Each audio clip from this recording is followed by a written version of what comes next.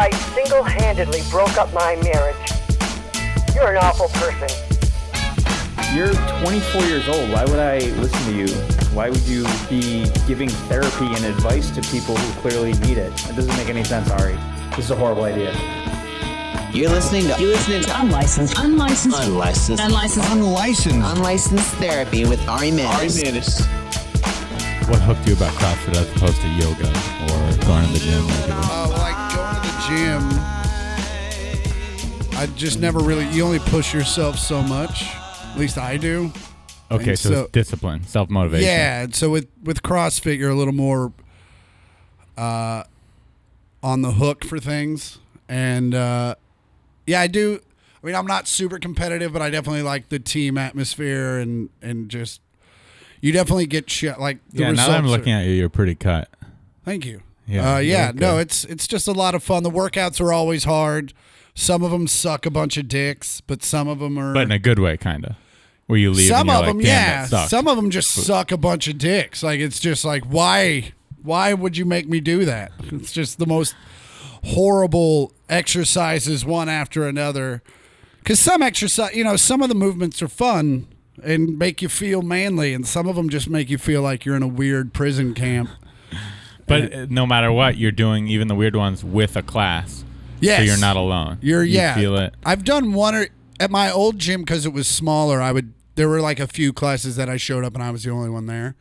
That was kind of cool because it was almost liked it. It was almost like a personal training session because you still have your coach there and he's literally just staring at you. Have you ever thought about coaching? Oh for God, CrossFit? no. God, No. Like, do you have any side hustles besides comedy? No. That you do? No, I just started a podcast. Like, I'm late on that. Oh, you did? game. Yeah. Everyone has a podcast now. It's like part of being a comedian, I think. Yeah. Well, and when I started being a comic in 1998, you just had to do shows and be funny and get on TV every once in a while, and you were fine.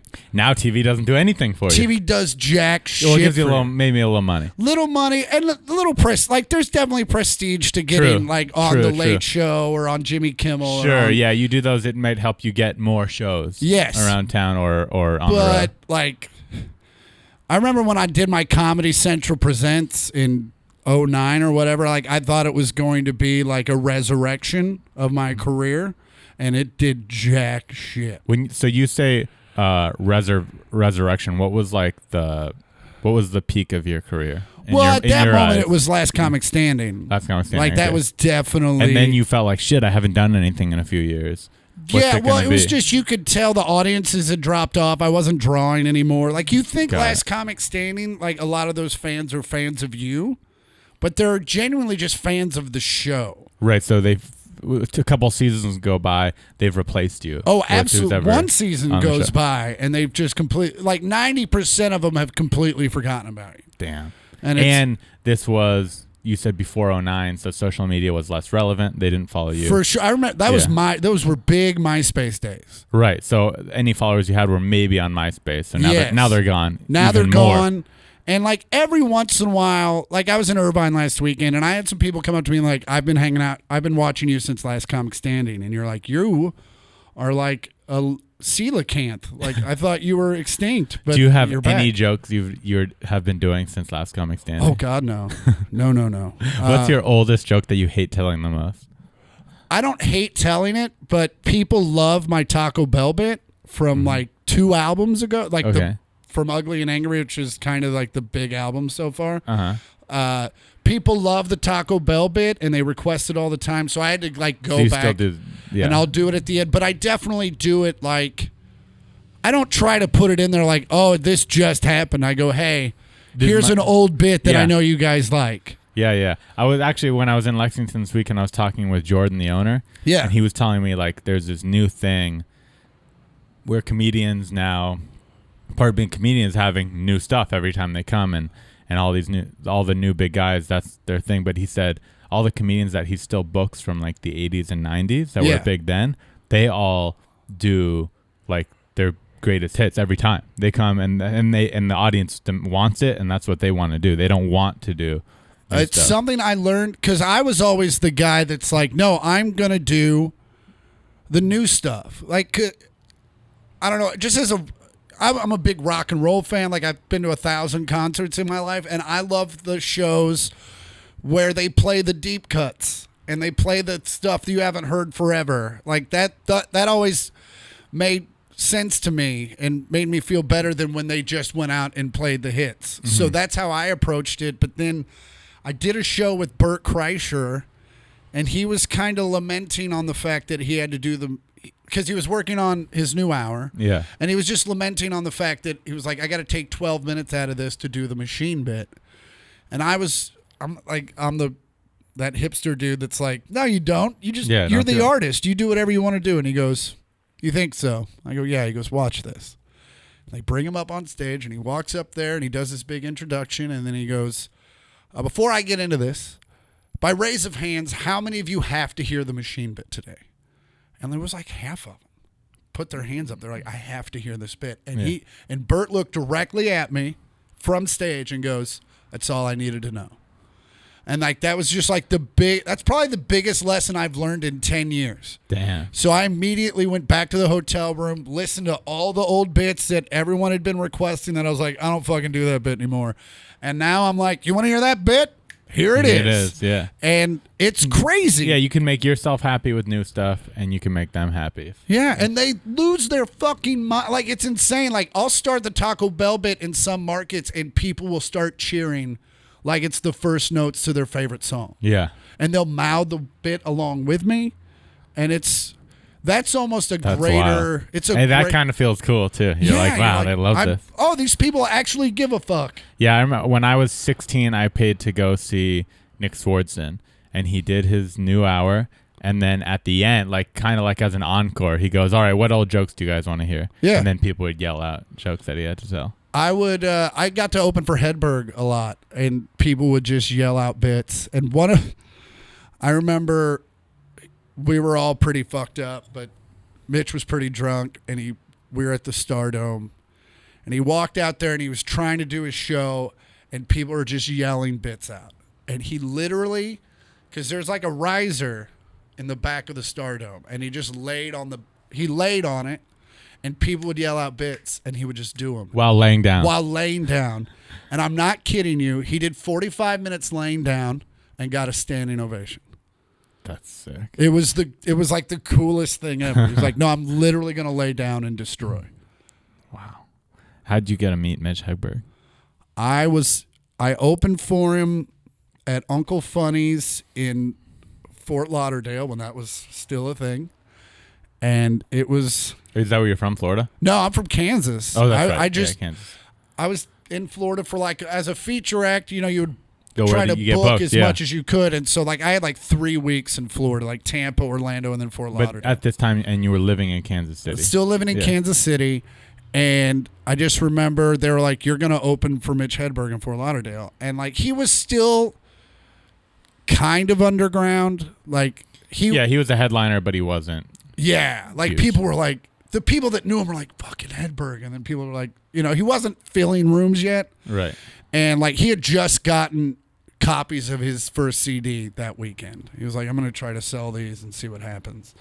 And we just kind of hit it off. We just kind of made friends, and we're both into music, and so we just talk about that. And then he was also one of the nicest guys in the world, so he was like, yeah, man, if you ever need to get into a club or anything, just let me know if I'm playing. That's how I got into the Stardome. He was like, I'm going to bring this kid Chris Porter. Sick. And then that's how it happened.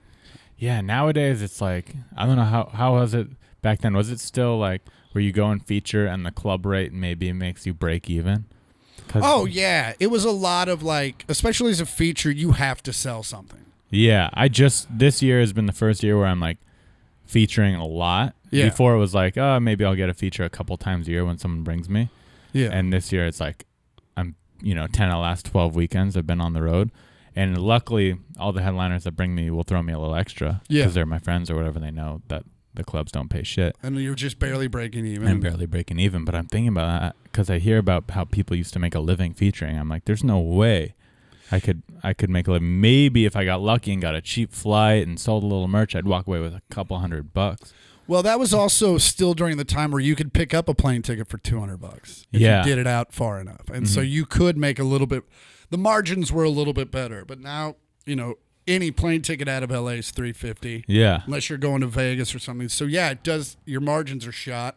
But it was also like, I was still living in Kansas. So like I said, I could line up 3 gigs in right. Florida and just kind of save on some expenses a little bit. But yeah, it was definitely, I'm just now, I feel like, getting to a point where, like, if I lost a gig, it wouldn't be devastating. Like, as a feature act, like, you're begging for every gig, Right. and if it falls through, you're fucked. Yeah. And so, and that's just kind of the struggle for the longest time, being a young comic, is just making it and making ends meet. And Yeah. when I was featuring, there was no Uber. There was no like. Oh, it's you had to just either You had to have drive a or rent job. a car. Yeah. Like comics now have that option. Like if I have a 4-door car, I can go out Monday, Tuesday, Wednesday and make some money. And be an Uber driver on the Be side. an Uber Yeah. driver, yeah, or Postmates or any of these very simple independent contractor jobs. Those weren't like I Yeah. worked at Yeah, there's a lot I of worked at a comics that do mall that. doing security because Full on security guard. Did you have a guard card? no, we had No. I actually worked at the Rich Mall and we drove around BMWs. That sounds not that bad. It was pretty great. And the What's guy that security guard movie with Mall Seth Mall Rogen? Cop or Seth- whatever Yeah, it Mall was. Cop. Yeah, it was. You were I that never guy. saw that, but there were definitely dudes like that.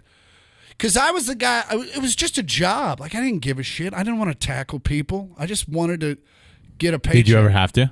Yeah, just once. And Because this I was always pre-CrossFit, Chris, too. That was This very like much pre-CrossFit, skinny Chris. Chris. This was skinny, very out of shape. I feel like, yeah, you were just skinny even when I moved here about 7-8 years ago. First time I met you was playing softball. Yeah, Yeah.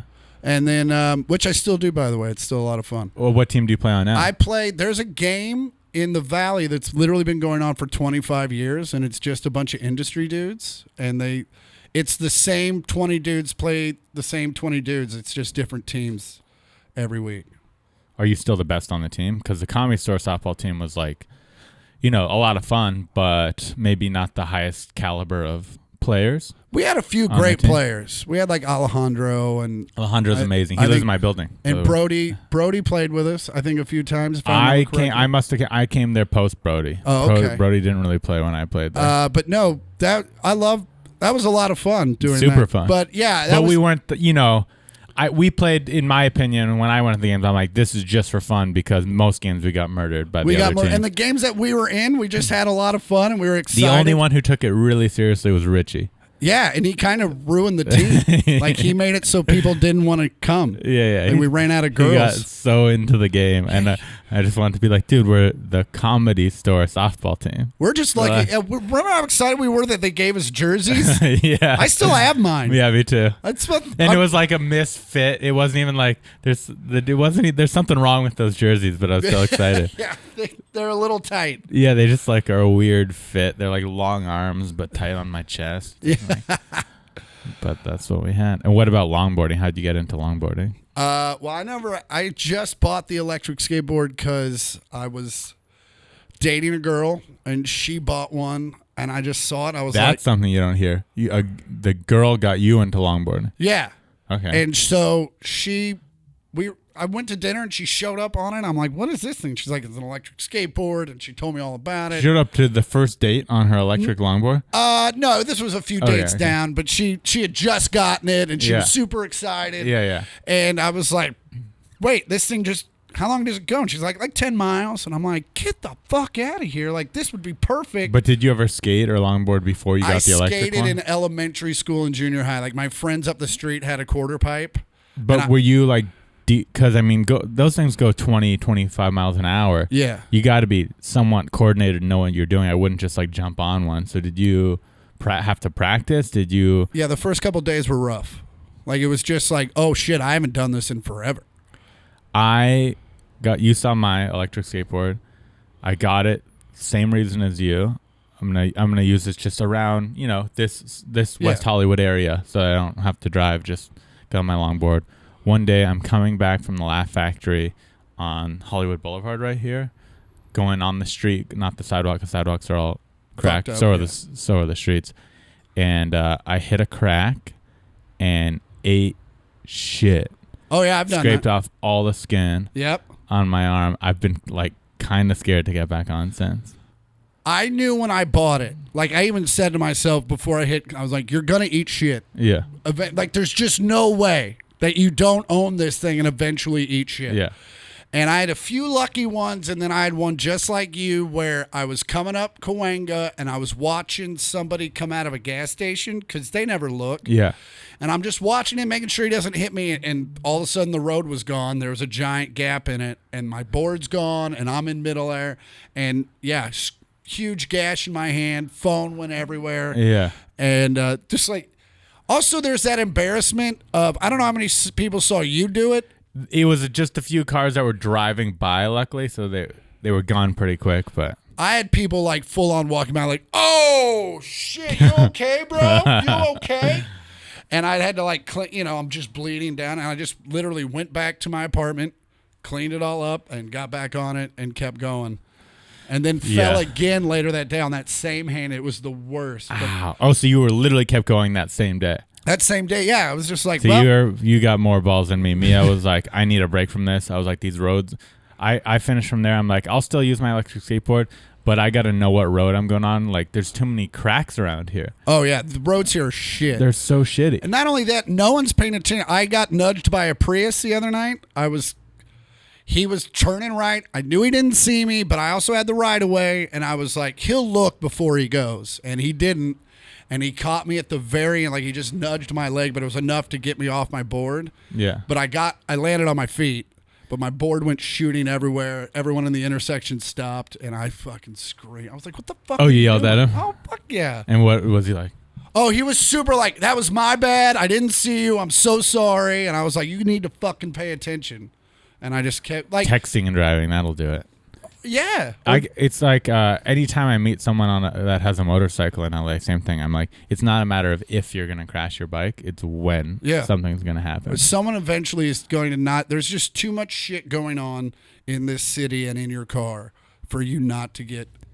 I used to do long distance longboarding before I did comedy. And this is my bragging moment. I skateboarded from San Francisco to San Diego one time Get on the a longboard. fuck out of here. And then I did a cross-country tag team relay style one from Oregon to New York City. Get out of here. In 2010. How long did it take you to get from San Francisco to... 2 weeks. 2 weeks. 14 days. We had 30-pound backpacks. It was started with 6 people doing it. 3 people finished the trip.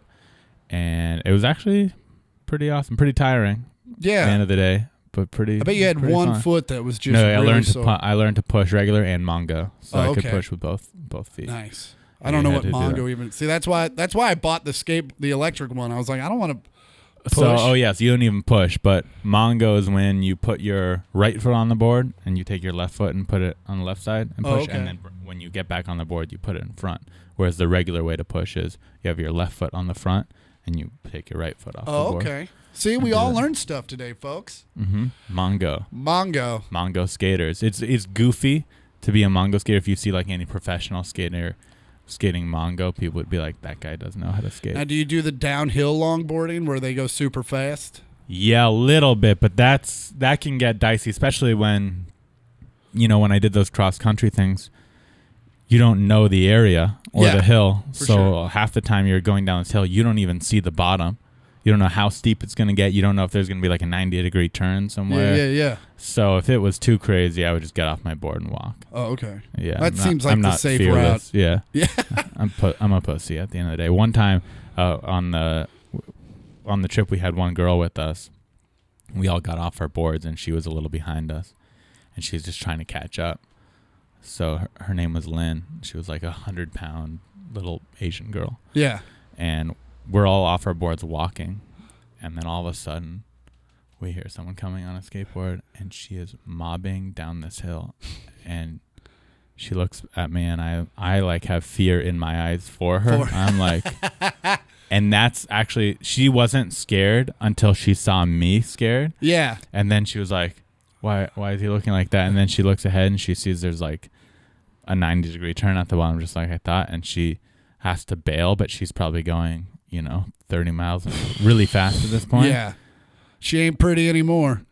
Oh my! I literally thought so. She jumps off her board, rolls, not because she wants to roll, because like gravity. Physics, And then she's laying there. I literally thought she was unconscious. Had my phone out, about to call 911. I get over there. She's just crying on the ground, and she got up and kept skating. But she didn't quit the trip. I had to force her to stop. She kept falling behind. Yeah. And I had to say, "Hey, you're done. You're done," because I was kind of leading the trip. Oh, okay. And I was like, if she dies, that's gonna be partially totally on me. you. I'm yeah. like, you have to go home. You're the toughest chick ever, but you gotta stop. Yeah, you're not well. You can't. You're do not this. doing well. You're not. I remember we got home that day that she fell. We're in our shitty motel room, and I hear her in the shower. And she's sobbing in the shower because it hurts so bad, just the water touching her. Yeah, just coming down open wounds. On open wounds. And that shitty hotel water. Yeah, the shitty motel water and wherever the fuck we were. They probably get out of like a sump pump somewhere. Oh my God. But yeah, I'd like to plan a weekend.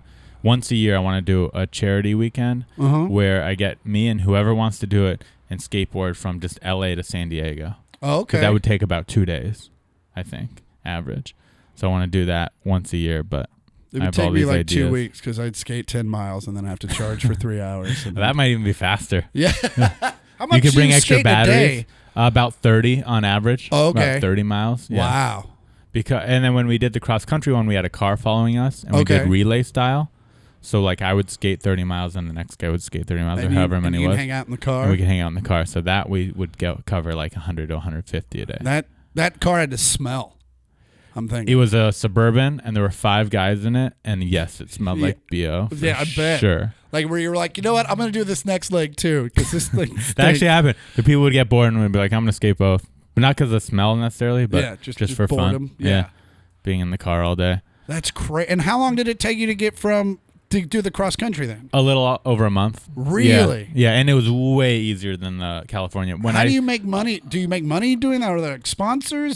We had sponsors. We were doing it for charity. On both trips, I probably lost a few $1,000s out of my pocket. For the cross country one, the trip got canceled a few times because people would bail. Like people hear the idea and they go, I want to do that. That sounds cool. Yeah. And then, of course, a couple weeks come to the trip, they go, I can't do that. Sounds like a great idea until it comes time. Yeah. Sounds like one of those drunk plans. Right. Yeah. It sounds like that. So literally, I had the trip fall through twice. And this is after me telling people I'm going to do it. Yeah. One time I had the news come and do a story on me, and then I didn't do it. Oh. It was like it was embarrassing. Like my pride was hurt. So the third time, like I have to do it. I took a semester off college and I just worked full time, and I paid for me and 4 other people to do it. Really? So I paid for all the gas, did everything. That's crazy. Yeah, it was like I had to. I looked like a liar. Just a guy that's trying to get on the news. Yeah, they're literally on. I mean, it was local news. No one saw it, but still, it was like. So not to be disrespectful, so you're kind of like the Forrest Gump of longboarding. A little bit. I just like to skate. They're like, I made up this whole story of how I was mentoring a child, and he motivated me to do it. How many wheels do you go through on a cross country? Surprisingly, I mean, I had the nicest longboards money could buy because I had sponsors and stuff.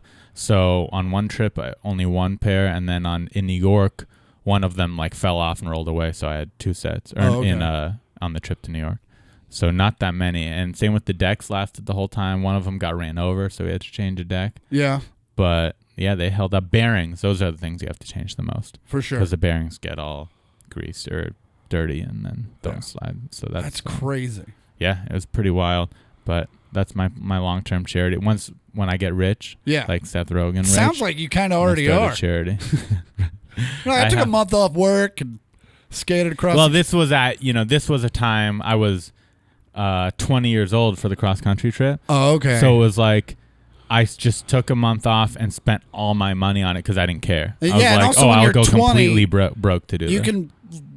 You can handle a shitty, like a super shitty Oh, yeah, hotel. we slept in tents a lot of times, too. Yeah, and you're like, this is fine. And at the time, too, we would stop on the side of the road. This is how I would never do this now. I just, don't have it in me.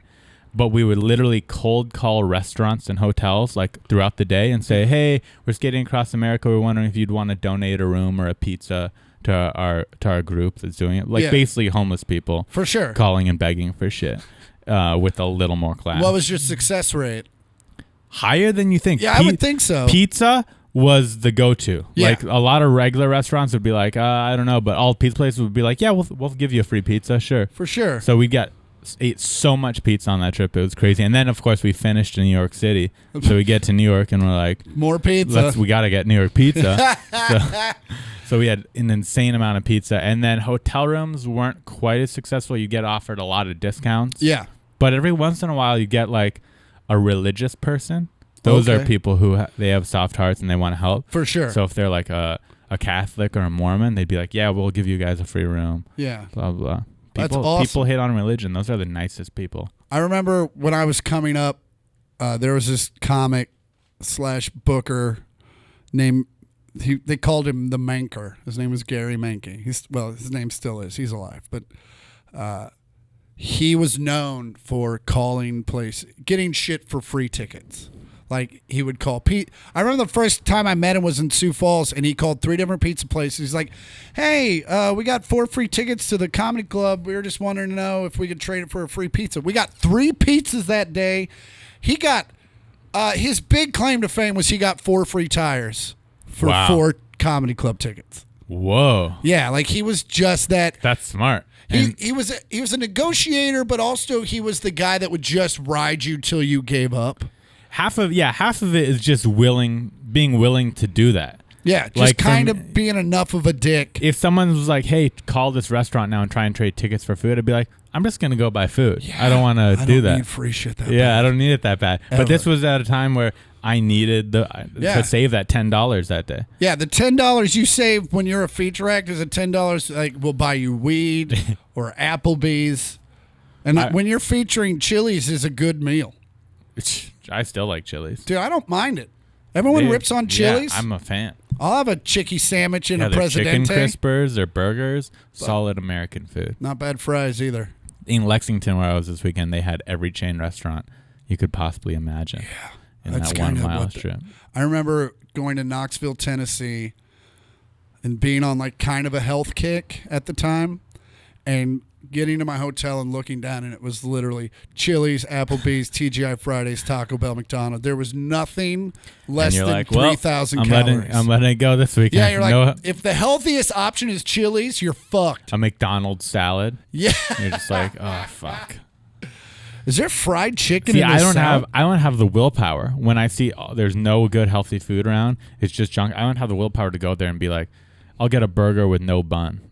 Oh, no. I can't do it. Because you're still eating all the preservatives. So you might as well just have fun with it. Yeah, you might as well. Just like, what's the poorest you've ever been?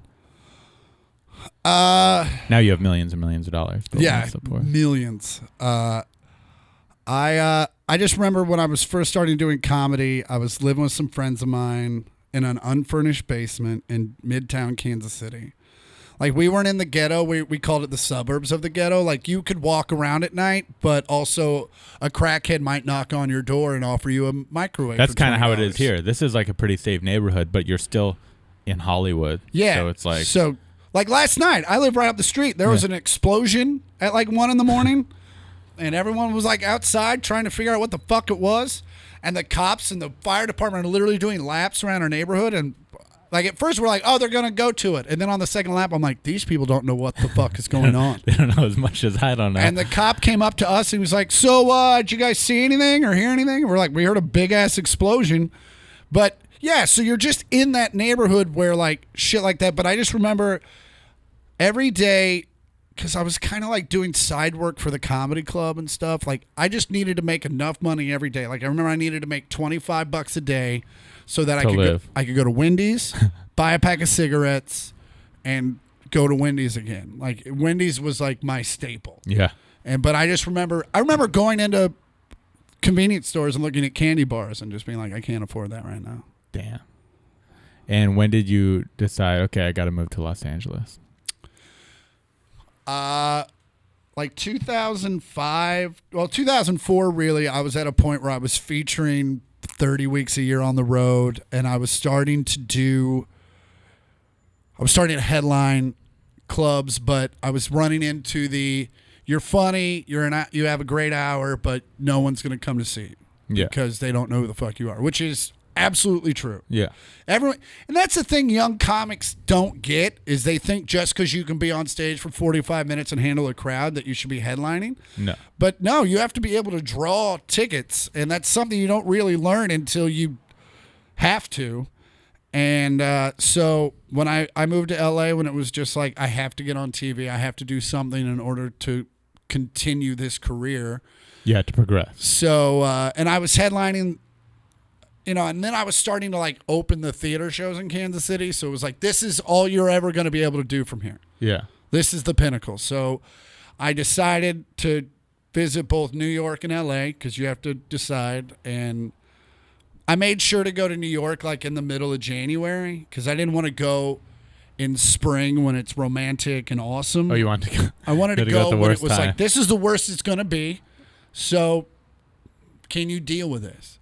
And I just thought to myself, being from Kansas and especially growing up in kind of rural Kansas, I needed to be able to like go outside and hang out. And that is not, except for like in Central Park, that's not really an option in New York City. And in the middle of winter, no one goes in Central Park either. You just stay inside. Exactly. And I was just like, man, if I'm going to be broke, it should at least be nice out. So that's why I chose LA, and I'm really glad I did. Like I loved LA before I did comedy. My aunt and uncle lived out here when I was 14, and I remember coming out here on vacation, and my parents fucking hated it. And I'm looking around like, why don't we live here? It's 75 every day, and there's all this the energy. This is before you understood that rent here was 4 times the price of Kansas City. Oh, yeah. Well, no, and I think my parents were like, it's so expensive. Yeah. But even in like 95, 94, it wasn't that bad, really. Oh, really? Yeah. I mean, not comparative to now. Yeah. And I was just like, yeah, of course it's expensive. It's fucking awesome here. You pay for what you get. And so, like, even before comedy was in thought, I was like, I have to move to LA, like, or at least live there for a little bit. And like just the whole, because my aunt and uncle lived in Santa Monica. So it was like the whole, like the real LA scene. And I just fell in love with it. And I feel like I'm still in love with it. I was home in Kansas City for too long this last trip. I went to Kansas City with Theo, and he made me dress like a cowboy the whole weekend on stage. And then for fun, we went and got barbecue one day, which was awesome. And then we went to the Jesse James Museum. I saw the thing on Instagram because Theo was tagging me in all the Instagram posts. Oh, he was? Yeah. That's and that was like pretty much all there was to do. And to be fair, I've never been to the Jesse James Museum. Yeah, we said that to people and people were like, what? I didn't even know that. I thought that was way out. What is that, in Independence or something? I don't remember the name of the city. But that's also the problem because the club, the Improv, is way up north, so you never actually see like real Kansas City. True. Like you have to like take. Yeah, we were in like the suburbs. You have to take like a $25 Uber downtown to like actually get what Kansas City is about, and most comics aren't going to do that because you're there for 3 days. Yeah. And you got shit to do. Yeah. But point is, like, when I went home to Kansas City, I went for the holiday. I always go back for the 4th because I like. Kansas does 4th of July, right? Like you can buy fireworks and blow shit up. And why can't we do that here? Like the fucking cops drive by and are like, that's a good one. Like they don't give a shit. Yeah. And so I always go back for the 4th, but this time I wanted to come on Monday, but they wanted me to stay for this charity event, this company I do a lot of work with. So I had to stay 4 extra days just for this one gig, yeah. And so I had like 3 days off in Kansas City where like when I go back for the holidays, everybody's off work and we all get to hang out. But come Monday, when everyone has to go back to work, I realized, I can't live here anymore ever again because you all don't live the life that I like. This whole like us meeting on a Monday at 11 a.m. and doing a podcast. Yeah. If you asked someone to do that in Kansas City, they would look at you with so much anger. Like, fuck you. I have to take off work? Like I work at 11 a.m. on a Monday. And you're like, oh. That's right, yeah. That sucks. Yeah. That's right. You're a human being. I remember my buddy who doesn't speak to me anymore, and I don't know if this is why, but I remember like, hey, what are you doing for lunch tomorrow? And he's like, I'm fucking working.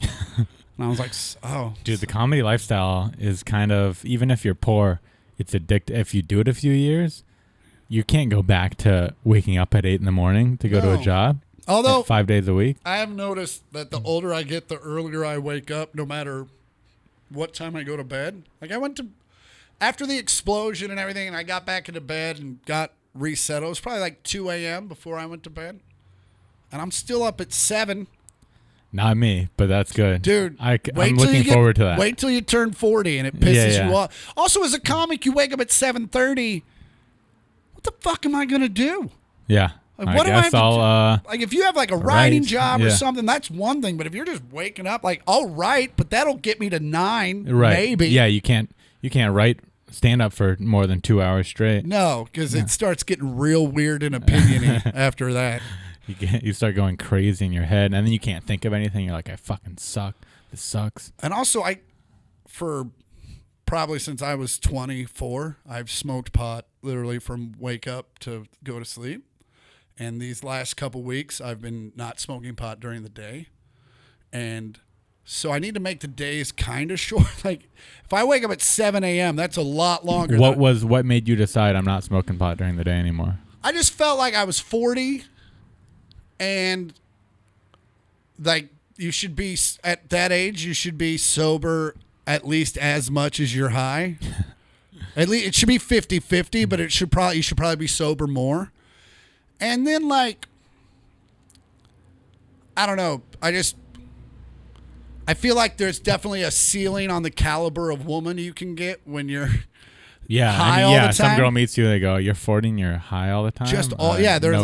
There's exactly. And so I had a few girls. Same thing with my scorpions. Yes, smoking weed all the time is basically having a scorpion. And I had a couple girls kind of walk away, and they didn't say it was because of the weed, but I'm like, probably didn't help. Yeah. Didn't help keep them for sure. Didn't help them think of you as for whatever reason, even though it's legal here. Yeah. You know, if you're high all day, you're still going to be looked at as a pothead. And it doesn't matter how much money. Like, you can be successful, you can have plenty of money, and take them to all the nice restaurants. Special on Netflix, and but also like when you start smoking at noon, by the time date time comes around at 8 p.m., you're fucking 4 bowls deep, and you're just like, hey. That's what I was saying. I don't care what any pothead says, because, you meet the average pothead, they go, I could do anything on weed. It doesn't change me at all. Well, it does for most people, because for me, if I smoke weed, it makes me lazy. It makes me... And for a long time, I was definitely that person where it was like, no, man, I just smoke. And other people would be like, I didn't even know you were high. And I'd be like, oh, I'm fucking baked. But also, like, you realize, well, if I'm like this when I'm high, I could probably be a lot better if I wasn't. Like, imagine what I could do if I was sober. And so I think it's just more for contrast, really. I just like to see what it's like to be sober more than I am. What else in your life are you trying to improve on? What's something I could help you with? I don't know. I'm just trying to be... Because I'm really an expert on everything in the whole world. I see it by the sign. Yeah, I'm a therapist, and any problem in your life, I could completely fix 100%. Okay, well, like I said earlier, I'm having trouble keeping good women from leaving. Yeah? They're leaving you? They're leaving me. Wow. That's been the trend. It's weird. Do you have a nice apartment? I do have a decent apartment. Like, it's well furnished. It's clean. It's a little dated, but that's not. I mean, I don't own the building. Yeah, you don't own the building. You don't want to put too much money into someone else's. I'm not going to renovate property. It's got a cool like 70s vibe. As long as you have a nice couch and a nice bed. Nice couch, very nice bed. I finally got a bed frame. That's new. That's important. Yeah, that could help a lot. And girls need bed frames. Yeah. Do you have a headboard? No. Oh, you need a headboard. Do I need a headboard? Absolutely. Is that the deal? That's definitely part of it. Maybe that's why they're leaving. That could be a part of it. Headboard. Yeah, you need a headboard. They need someone to put their head against. Yeah, it's just a cosmetic thing. Even if it's against the wall, girls need headboards. And it's Prime Day. I might go on Prime today and see if I can get a headboard. Get them. Yeah, you could get them that attached right to the frame. Dude, $50 to $100. That's probably. What kind of car do you drive? It's a Volvo Volvo, safe. convertible. Ooh, Yeah. Hardtop. hardtop. I haven't even seen that car. That's pretty nice. It's nice. Yeah. Okay, It's a little. so It's 12 years So old. you but got your shit together. You have Yeah. you have Volvo convertible. You have a nice apartment with a queen size bed, King. king size Yeah. bed. Are you I'm nice? Do you treat these women Very n- much. nice with Almost respect? too nice. Maybe that's what it is. I think that's a lot of it. Yeah, maybe you gotta be a little I think meaner. women want a little friction. Where do you typically meet women? Comedy clubs? Just around, just socially. You try the apps? No, I don't do the apps anymore. Why anymore? What happened? I did the apps till like 5 years ago. And then I dated a girl for like 2.5 years, 2 years. And then when I got done with that, I went to download the apps and I just couldn't do it. I never really had a lot of success with the apps. First Yeah. off, the dates I did have from the apps were usually fucking weird. Yeah, it's a numbers game. And with the then apps. also, I've been in too many bars hanging out with friends and the Tinder date happens. Like you see, because it's always the same. Like they walk up to each other and they're like, Karen? They're like, yeah, okay. And like immediately everyone knows that this is a Tinder or a Bumble date or whatever Yeah. the fuck. And like, I know when I'm there and I hear that, I stop. This conversation ends and now we're listening and we're judging. Now so you got to pick a different kind of Tinder spot where you won't be embarrassed. I think the thing is like you have to agree to meet out front.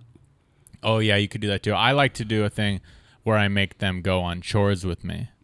That way it Really? doesn't, Like, take away hey- from my day. Hey, I have to go. You want to meet me at the grocery store and help me go grocery shopping? Things like that. Are you serious? Yeah, it's a good move. Good. Or Really? if like I'm going to do CrossFit, Yeah. you go, hey, come do this CrossFit class with me. Get the fuck out of here. Yeah. So the first thing you do is just sweat balls in front of her? I have like a lot. One of my go-to first dates is going rock climbing because that way, Well, that's even if fun. it's a really shitty date, Yeah. I still get to go rock climbing. That's what cool. I like. That's what. Yeah, it's for me because I've just had too many bad dates where I'm like, I just wasted 2 to 3 hours because I'm too nice. Like if I meet a girl even for coffee, and I know within a second I'm not into them, Yeah. they're catfish me, whatever. I'll still sit there and talk to them for an hour and buy them coffee, and then I leave going, great. I just wasted 2 hours of my day and night. On I this do girl like have no interest in. I'm always like, let's go get a drink first. Like that's the initial one. Just one or two, like kind of have a conversation, no meal. And and that's something I learned from Neil Brennan was just like you converse It's cheaper. It's cheaper, but it's also less commitment. It's less common, but still, even you get a couple of drinks, you wind up spending an hour. And the other thing with drinks is, I still have high standards when it comes to girls. Yeah. But if I'm drinking with a girl, that means it's already kind of later at night. I'm at the bar. It makes me lower my standards a little bit. I go, I'm drinking. Maybe she's okay. Maybe she's good enough. And then I'll try and make out with her or something. And I'm like, why did I just make out with that girl? I don't even like her at all. Oh, okay. So it's like drinking, even if I'm not wasted, I don't want to say makes me do bad decisions. I'm not going to hook up with every girl because I'm drinking, but Yeah. it does like lower my standards a little bit to where I'm like, I don't think drinking's a good. Here's another for positive me. I feel for the drink is like you can also kind of gauge what she wants from it. Because like if you have a couple drinks and she just wants to hook up, then odds are you're probably going to hook up that night. Yeah. But also if she's like, I think you're really hot, but we can't hook up tonight, you're like, oh, this girl wants to date me. So you true. can kind of play, you see what she wants and what you're getting yourself into. That's such a frustrating thing with me is not frustrating, but when a girl's like, I want to wait and date you more, I'm like, why can't we just do both? Yeah. Well, Girls- but I also understand. Here's what it is. It's like girls think if I have sex with you, then I lose interest. And what I think it really does is when I have sex with you, it makes me kind of sum up how I feel about you Yeah, it immediately. expedites things. Yeah. And so you're like, oh, well, I don't want to date you. Right. Like I thought I did, and now that we've had sex and we've hung out for a little bit, this is cool and everything, but this isn't going to go anywhere. Yeah, but what they don't realize is that's not because of the sex. That's just made it happen faster. Yeah, but there's definitely women. I've had sex with women on the first date and still fucking fell head over heels Yeah. for them. Like, yeah, my last girlfriend. We had sex first date. She moved in with me 3 weeks later. Yeah, fuck. That was some good sex. And how long did that last? Maybe 6 or 8 months. Okay. It ended disastrous, as bad as you'd think it would. Yeah, It ended. Well, we broke up, like, we were kind of off and on, and then our last on, she caught me messaging other women on Facebook. Made a mistake. Yeah. And then she took all my stuff and gave it to my neighbor's garage sale one day while I was at work. Get the fuck out of here. So I got home, she's gone, and all my stuff is gone in my apartment. I had to go meet my neighbor for the very first time. Yeah. And be like, that's my guitar you're playing. And it was... Did he give you a deal on your stuff? Yeah, give me a good deal. Yeah, I'm back. That's crazy. But that's also, like, I learned that lesson younger. When I was like 24, I moved in with a girl real soon, and then you start to realize, woof. Yeah, I mean, you know what? I will say this about moving in. It's kind of like the whole sex thing where it makes things go faster. Oh, it expedites things immediately. Like, I don't fully even regret moving in with her, because if we never moved in together, we might still be together right now. Oh, yeah. And I learned right away, okay, she's very messy to live with. Yeah. Okay, she gets very moody. You know, you learn all these things about the person that you really don't get to know until you live with someone. Dude, I thought all women were super clean because my mom was and my sister is, kind of. But when I moved in with that girl when I was 24, I was like, oh, some of you are fucking dirtballs. Yeah, some of you are pigs. Like, I remember one night she was at work and I just had the night off, and I walked in the bedroom and it's just, the floor is just covered in clothes, none of which are mine. And so I just start folding and putting shit away. And But there's only so many days you could do that in a row where you're like, pick up after yourself. I remember Damn she it. walked in after I cleaned and she genuinely thought I'd moved her out. Like, she walked in and was like, what happened? I go, what are you talking about? She was like, is everything okay? What, are you mad? And I was like, no, everything's in the fucking closet where it should be. I just, I'm an adult. I'm gonna Yeah. That's what, or like a girl's hair. I get it. Girls have long hair, and it's going to fall out more than ours, and it's going to be around. But it's like, I don't want to go in there and see 10 hairs on the shower wall. Oh, yeah, just the thing wipe where they it off. put just wipe put it on off the wall. when you're done with the It's shower. not a hair collection. Yeah. Why would you think anyone else wants to see that? Hey, Kara's missing. No, that's fine. I got plenty of her DNA on the fucking shower. We can just make a new one. Yeah, it's true. It's scary moving in with a girl, but I think if I were to write a dating book, I would say to move in with a girl as soon as you can. And that way you really... Yeah, I don't get the really get the to people know. that like wait till they get married to move in together. Oh, You that's are scary. That's why you get divorced. Yeah, that literally must lead to so many divorces. I know religious people don't believe in divorce at all, so they just force it somehow to work, even if they hate each other. That's the other thing, is like, every religion says you can make mistakes and that God will take care. You can make amends, except for marriage. You can't make a mistake with that, or you're The fucked. sanctity of marriage, you're not allowed to mess up with. And It also, doesn't like, make any have you sense. met people that there's a lot, like, I have relatives that should not be together, but because of their religious beliefs. Yeah, but then they just build this animosity towards each other. Yeah, they hate never each hang other. out. They're bitter. They're constantly bickering. They're It's- miserable. And their kids grow up with that energy, and then they get sucked they end up into hating it. one of them. Mm-hmm. Yeah, I didn't like my mom. And it's like, man, if my parents, I'm very fortunate, are still madly in love with each other, hang out all the time. I mean, they bicker, and it's a weird bickering, but very happy together. But So what messed you up to do comedy then? women, Women? Holes in your heart? my lack of confidence with women. Or did you get your heart broken really bad? I mean, I Are you think one sensitive? leads to the other, especially like junior high, high school. Like, if you don't have that confidence, that pretty much, and I don't think any guy has confidence in junior high or high school. They just have the balls enough to make the moves they're supposed to make, and I just never did. So there was a lot of that internal doubt. And Oh, I can still to this day, I'm not approaching a random girl and talking to her. not without 3 tequilas. And yeah, maybe if she just saw me murder on stage or something, but yeah, I can't go to a bar and be like, hey, I'm Ari. Yeah, because the moment I do that, I start laughing at myself because I can hear myself. I'm like, hey, how's it going? Well, how are you fine ladies this evening? Dude, I feel so stupid. And I was like, you know what? I'm a douche. You shouldn't talk to me. And then I walk away. We're going to take a couple calls here. Awesome. I'm glad we both wore shorts and hats. Dude, I'm one of the few. I'm from San Diego. Yeah. And yeah, I don't know. I've always, if I know you're not supposed to wear shorts on stage, so I don't do it. Yeah. But if that wasn't a stigma, I would definitely do it. I definitely don't give a shit. I would happily wear shorts. If I was famous, I would wear shorts on stage. It's just we're at a point now where it's hot enough to wear, especially for you and I that skate everywhere. Like you can't wear jeans or you'll show up looking like you just left the gym. You're just like, yeah, you're just sweating down your legs. Yeah. Like, it's can I so have much 8 more glasses of comfortable. water, please? This is Jessica Green. Is this live? No, it's Okay. a voicemail they left. I need some advice on my roommate situation. So I live with this girl who I went to college with. We were in the same sorority. We're both actresses out in LA.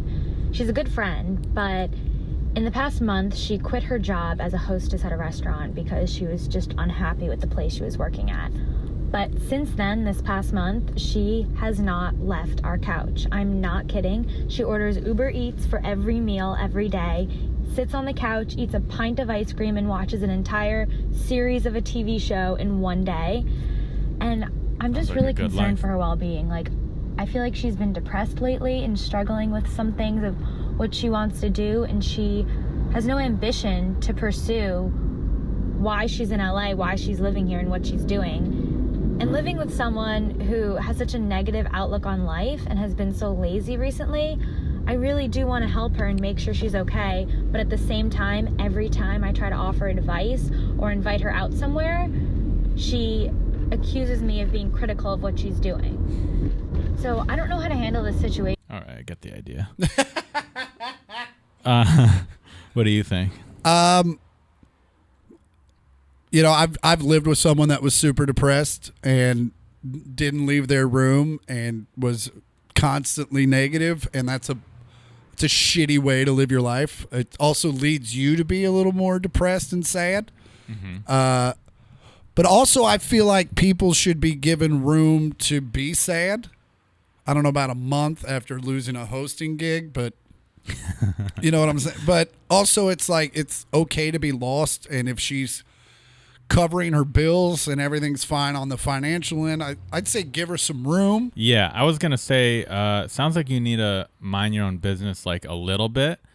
Like, I get it. If she's your friend, give her advice, try and be there for her. But if you did all that and she's not changing, then just go live your life. Yeah. Yeah, you know. And also, it's like if she doesn't, if the finances aren't coming around, then you fucking kick her out. Yeah. And you find someone that can pay the bills. And Yeah, that's it. But if she's, you know, if she's got savings and doing all that stuff, well then, yeah, let her gain 20 pounds and Yeah, it's not you. She's not doing anything. She's not making you do anything. You can still leave, have a social life. yeah. Hustle. Now, if it's another 2 weeks, yeah, maybe mention it again and maybe say, say how it's affecting you, and maybe say I don't want to live with someone that's sad and miserable all the time, and if this is the way it's going to be, then we need to reconsider our living situation. But I'd say right now, just give her a space and make sure she pays her bills. Maybe hit her. Also hit her. Yeah. Girls love that. Mm-hmm. Start a little, show her who's boss, and Come- then show her she needs to listen to you. You start here. If she doesn't flinch, you give it to her. Slap her right in the face. That's the old Fred Astaire version. No, I don't know. Lucy's husband? That was Who's Fred Desi. Astaire? Desi, but I don't think he hit her. Who's Fred Astaire? Fred Astaire was a dancer, but that's not who I'm yeah. thinking of. There was one guy that was famous for beating his kids. I can't remember who it was. And they turned out to be like really Really awesome. fun. Like they talk about it on Family Guy. Like it's that kind of. I can't remember who it was. I think it was a crooner. We're going to take a call from Stephen Knight. This is Stephen Knight. This is hard for me to talk about, but I don't know what to do. I thought we'd work it out. My wife and I we're having fights all the time. Forget about a sex life. I can go to my friends, my buddies, but they're telling me they have the same problems. What can I do? Can you help me? It was pretty.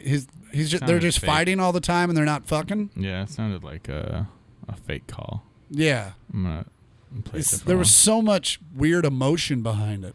What do I do? My friends, and it was so vague. Like, yeah, that's it was like. It just didn't sound. There was no specific. Hi, detail. I had a question, and I was hoping you could help. So, my best friend and I decided to be roommates about a year ago, and I thought it would be great because we got along so well. But as we've lived together, I've noticed there's a slight problem with her. She's a slob. She's unmotivated. She has trouble holding down a job. And she just doesn't seem to really... Same girl, same problems. All right, I'm going to try another one. That girl had a real good voice, though. That girl had like a real good radio voice. This is from Natalia Bilbao.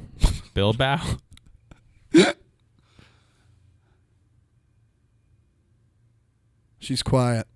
Oh, wait. Meeting people for a... Here we go.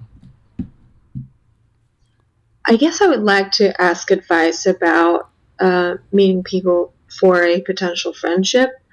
I just moved to Los Angeles, and I'm very much, focused on my work, and so work is everything for me.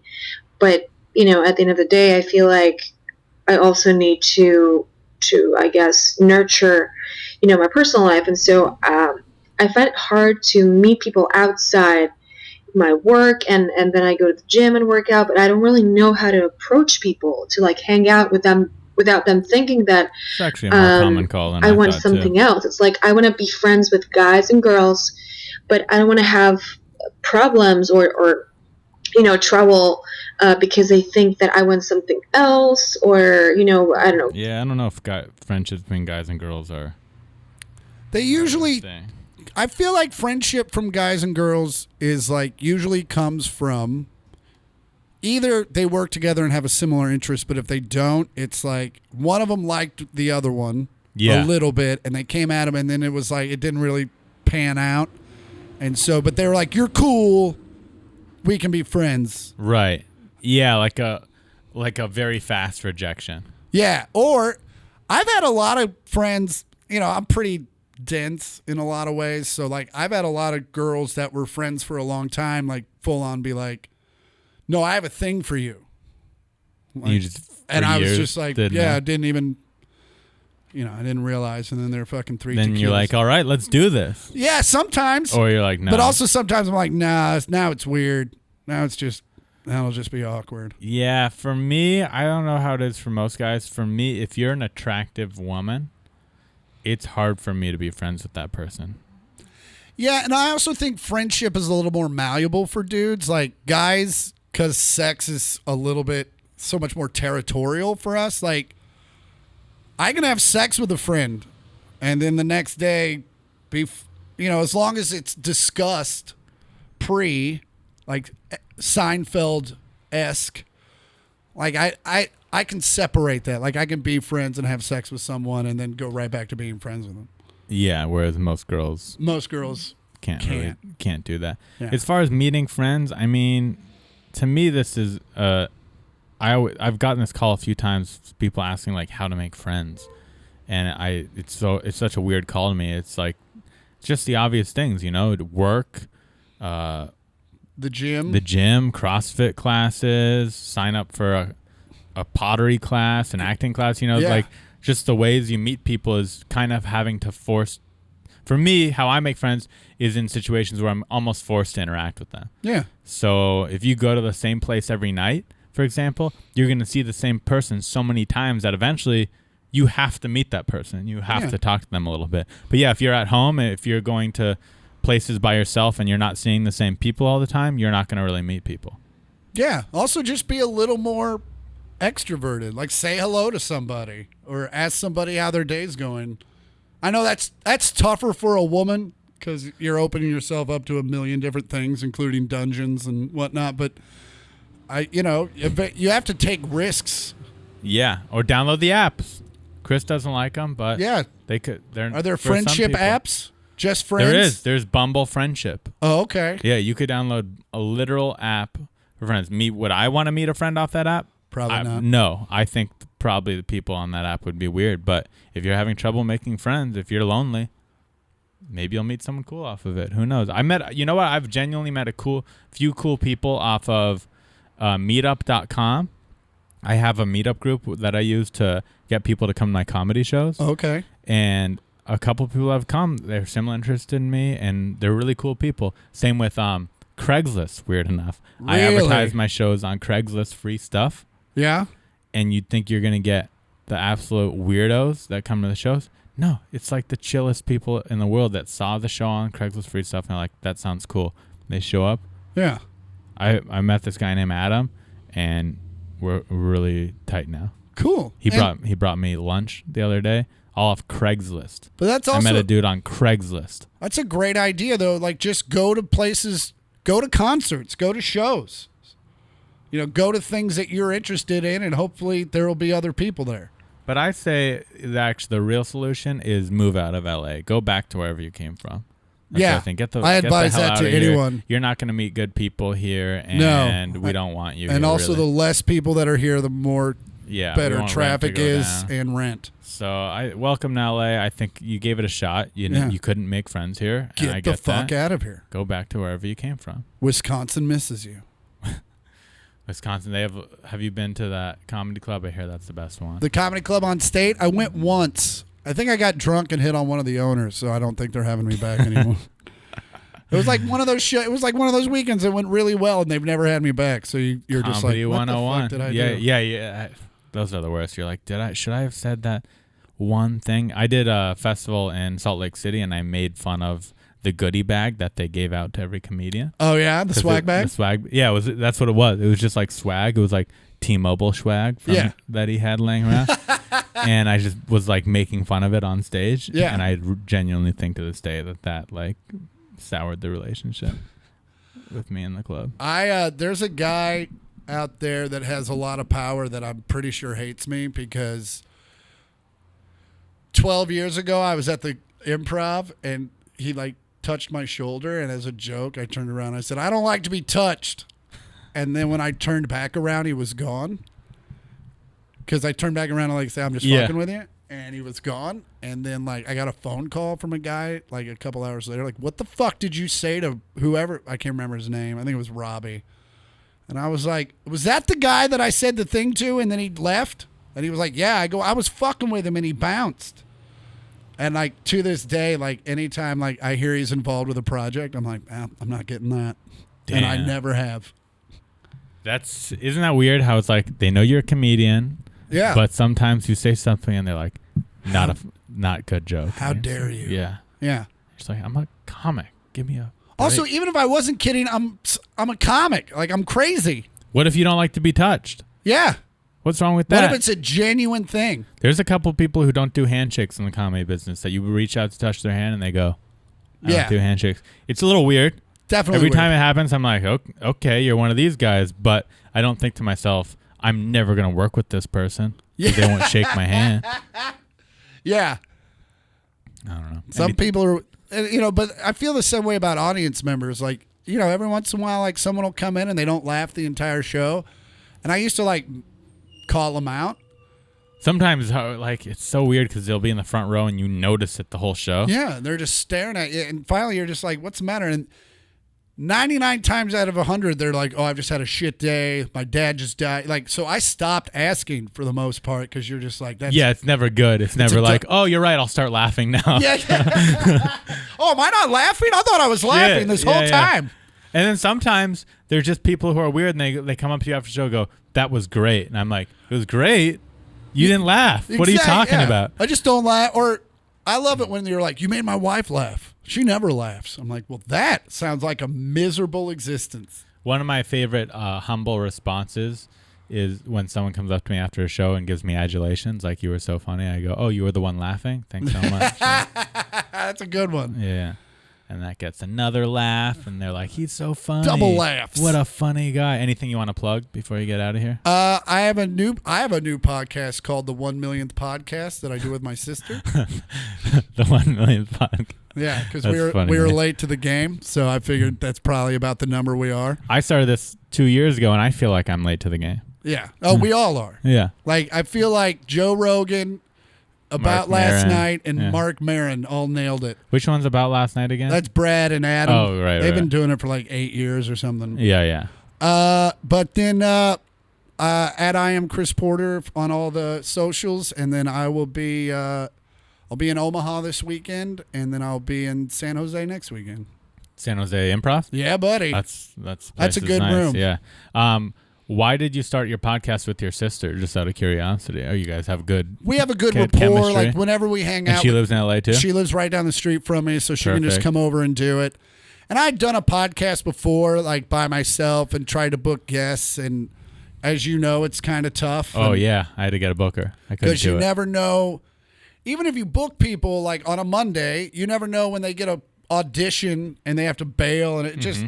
So at least with my sister, I know that I have someone. Is she a entertainer or what's her? She's a producer. She's a producer. in, Okay, cool. in entertainment, but also is one of the funniest people I know. So we just have a good rapport, and it's just real easy to make episodes. Can you talk to her about anything, or are there things that's weird to talk about with your sister? We don't talk about deep sex stuff at all. Like it's still like I don't want to think about her naked or any of that facet. I think she's a very pretty girl, but yeah, I don't want to think about her in that light whatsoever. So no sex talk. So it's a clean podcast too. Well, I The mean, other 1 than all the million podcast. cursing, but yeah, yeah. If you're out there, maybe you're religious, maybe you're in Sex Addicts Anonymous, something like that, and you're looking for kind of we're a definitely cleaner- down your alley. Yeah, that would be the 1 million podcast. All right, well, thanks for doing it. It was Hey, good. thanks for Good having to me, talk Ari. to It was you. a lot of fun. Yeah, talk to you later.